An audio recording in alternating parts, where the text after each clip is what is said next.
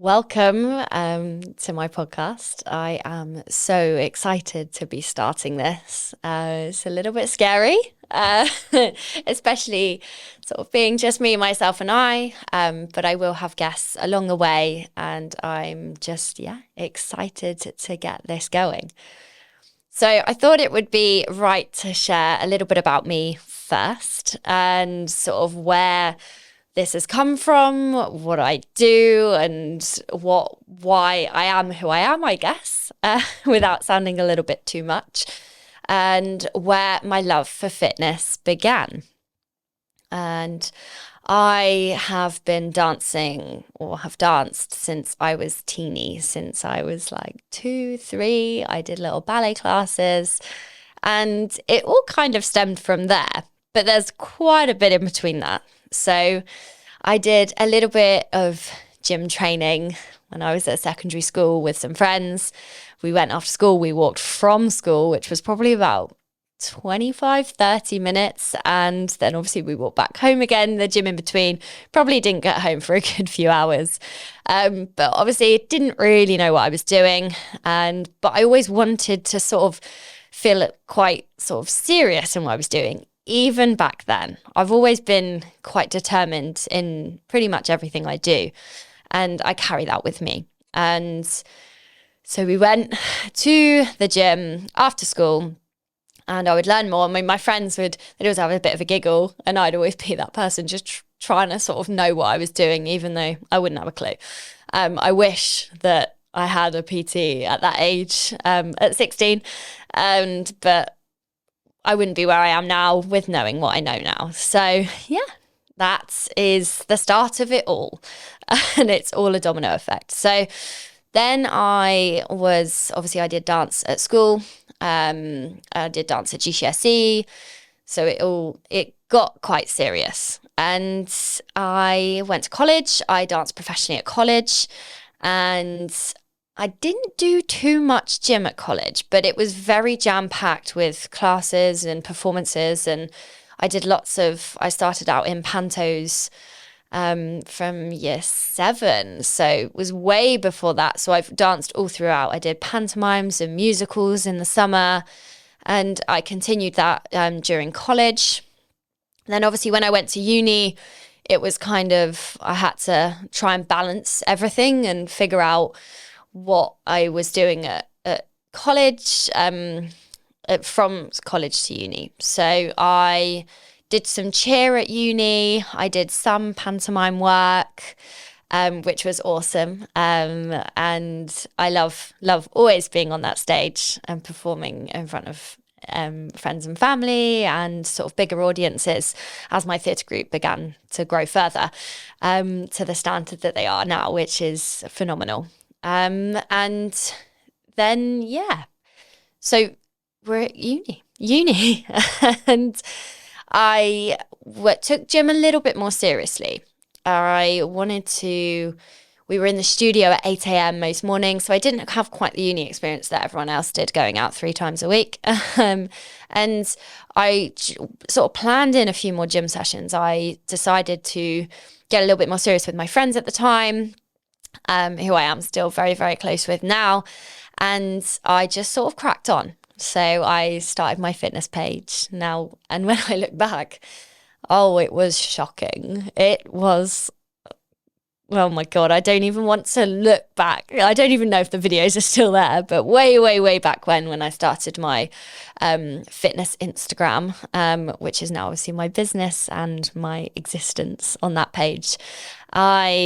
I remember taking a video of me doing walking lunges on a treadmill, and I would never, ever, ever encourage anyone to do that now.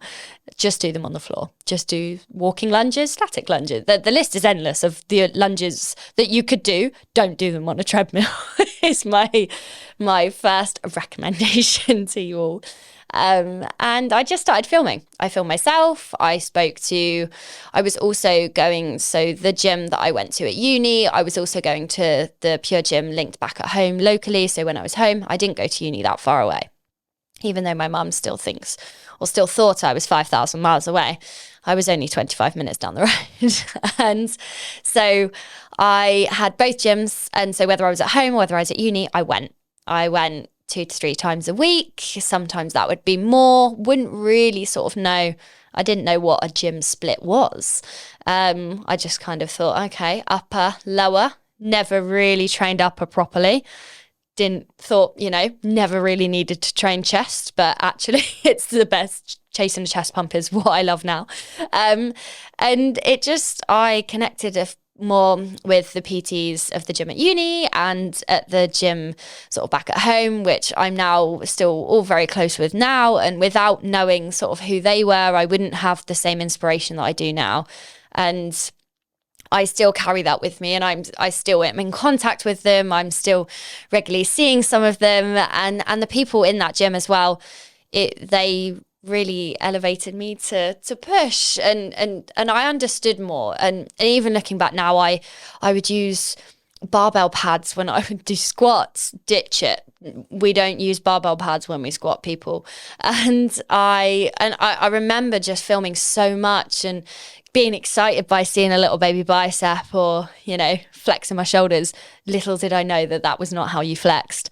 And it just all began there, and it developed, and the conversations that I had with people and understanding how they move and how they train and what type of training like the PTs do and what classes they did. I never really took part in many classes.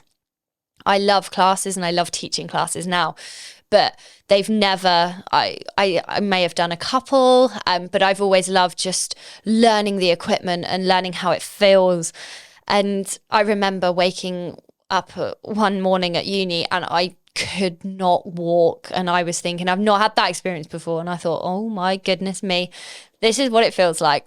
But I probably was doing it all wrong. But again, that's how you learn, and how I fell in love with it. But the reason I got so into the gym was when we were training in the studio and dancing for hours on end. It was tough. It was tough on the body, and I didn't want to feel weak. I didn't want to feel like I was going to injure myself or be prone to injuries. And I had lots of friends that had constant shin splints, had constant pulls in their muscles and sort of pulled this and twisted that. And, obviously accidents we can't help, but I wanted to feel as less accident prone as possible and as strong and stable so that I didn't roll my ankle or I didn't pull a muscle or twinge something. And that was where I really started to get into things during uni. And it snowballed. So my fitness page got a little bit more I used it more and more instead of my personal. I barely use my personal now. And I loved posting and I loved sharing. And I remember seeing people do some photo shoots and thinking, oh, wow, like that's awesome. And I never ever thought that I would be able to do something like that. And little do I know, here we are, 3 shoots down and a stage prep as well. And obviously I will get more into that when in my next couple of episodes and sort of sharing my journey to becoming a PT as well as a bodybuilder. But it was a constant like domino effect of how things just came about and what I learned, and it's so fascinating. And being around the people you train with, I did some lockdown classes on Zoom, and I've now got a group of friends for life from then, and they're the people that inspired me to do a photo shoot and to look at the gym a little bit more seriously and train a little bit more seriously and really take it all in. And that I'm grateful for every single day. And I decided to do a photo shoot myself. And I never ever wanted to compete, but obviously here we are, just finishing my first season. And so this was how it all started and how I fell in love with fitness. I always forget that people always say to me now, why do you do what you do? Have you always known? Absolutely not. I was going to follow my love for dance, but I didn't. But my love for dance is the reason I fell in love with fitness. And that I find is almost magical. And yeah, so we just keep going. We keep learning, learn from those around you, learn from different training styles. But more importantly, it's finding what you love. And there is no one size fits all with training, and it doesn't have to be gym training. It can be classes, it can be yoga, it can be swimming, cycling, cold water swimming. If you like that, that is my idea of hell. But I know a lot of my clients and take part in cold water swimming and also ice baths and things. But they love it. Everyone loves or should love what they do, whether it's running or just having a little boogie in your bedroom to a YouTube video or following a dance video on YouTube. It's amazing what you can do, and there is no limit to that. So yeah, I would always just take one step forward. I would always recommend to just keep stepping forward, but do what you love and be inspired by that as well. It's fascinating what can happen when you take more in from what is around you. I think when we're closed-minded and no, I don't like fitness, but fitness comes under a huge umbrella. You know, it doesn't have to be running, or it doesn't have to be the gym, or it doesn't have to be bodybuilding.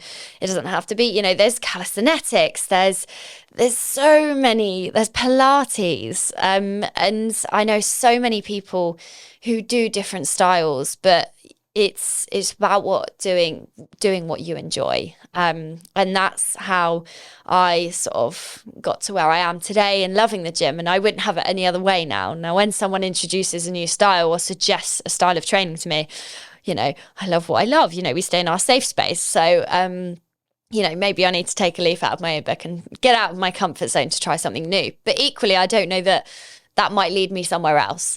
I think as humans, we're very closed-minded, and we know what we like and we know what we don't like, and that's that, and we'll never get fit, or we'll never get healthy, or we'll never understand this. Just take it in. What are people saying? What are people around you doing? And that's the best bit. So that would be my advice. But also, I just wanted to share with you how it all started for me. And I think there's something really powerful in feeling stronger in what you do. Again, we accept whether it's when we get older or we've got weak wrists from when we were younger and we constantly broke our wrists, or I always roll my ankle, or I'm, you know, always pulling a muscle, or I've always got shin splints. There are so many things that we can do to help with those things and aid those things. And we shouldn't feel like that. We should feel strong in our bodies. And I have a lot of people and clients say to me, you know, I've got no upper body strength, and I guarantee you within the first session, you know, their perception of what their upper body strength is has completely changed. And yeah, and that's what I think. You know, I never used to be like, oh, why do I need to train chest, which I highlighted before, but actually knowing how I can connect with my muscles is so much more powerful in how I do things, and how much more in tune I am with my own body as well. And yeah, so that, I guess, concludes things pretty well. Join me on my next episode to explain how I became a PT, how I became a personal trainer, and a story that I'm so excited to share with you all. And not everyone has followed me on this journey. And yeah, so stay tuned. And a lot of guests are coming in, and I'm really excited to share what they have to say on the topics that we talk about as well. So yeah, thank you so much for joining, and stay tuned for what is in store. Hi, I'm Dee Shepherd from SMJ Media Group. If you like what we do, and if you enjoyed what you heard today, then please do continue to support us.